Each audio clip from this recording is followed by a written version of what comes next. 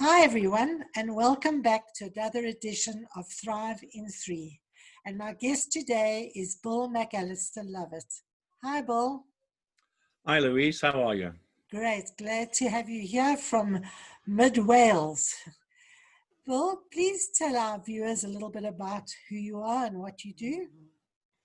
I'm Bill Allister-Lovatt. I'm a Scot. I now live in Wales. I've lived and worked all over the world, Europe and America. And at this moment in time, given the current situation, I'm looking to build teams using sense of place, nature models, what's going on in nature, and ecosystems. What can we learn from nature to build a team in a completely different way? Because nature does it wonderfully. It doesn't have to ask. It just goes and does it. Fantastic. And how do you do that? Is it coaching, training? What do you do? Yeah, I do coaching, training, and mentoring. And I also take them out into the woods and the forest. But at this moment in time, I can't go out my front door. I'm still locked in. That's we haven't got this social, go and meet someone. I can only meet my neighbor. That's all I can do. And so are you doing work virtually? Yes, I'm doing work virtually. I'm also doing webinars and podcasts. And given that people have been working in an office and working remotely, one of the key fundamentals is, does my boss trust me to work from home?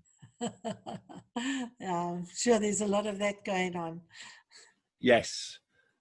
And some people are in a situation where they're working from home, they're working in a flat, they're working from a high-rise building, they're sitting at a table in a chair for 8 hours. How do you expect them to work like that? Yeah. And what conversations do you have to have in order to make people feel safe, trusted? Great. That's so true. Okay, Bill, so what is your thriving tip of the day? Do nothing. Switch off. It's okay. Sweet and simple.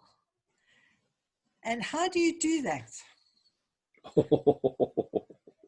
Well, it's interesting because the brain keeps on going, doesn't it? You've got this wonderful processor in your head, but actually you've got a body that talks to you, the head in a different way. So you've got the heart, the gut.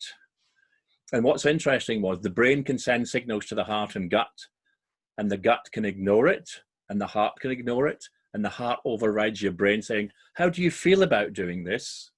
Logically and rationally, you're all over the place. The processor's not going overdrive. And sometimes you have to say, this feels right. Just go and do it.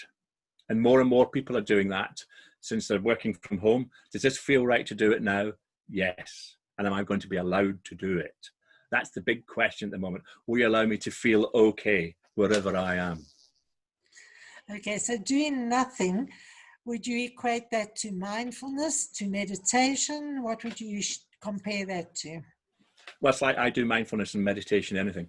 But, from a philosophical point of view, doing nothing is actually doing something, but we cannot describe it.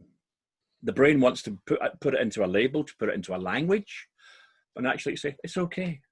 Just sit here and look out the window and float, and then an idea will come up.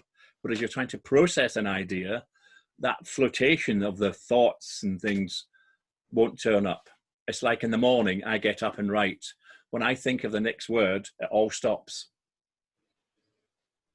So you just let it flow, let it come through you and flow. Yes. Well, there we go, guys. We can't get out into nature as much as we want at the moment, but we can be mindful and we can just do nothing. Thank you. Thank you very much, Bill, for that tip. I think we should all follow that advice. It'll make us all a lot happier internally. Everyone, I'm Lois from Coaching Conversations for Change. Please join us again tomorrow for another edition of Thrive in 3. Have a great day. Thank you, Bill. Thank you.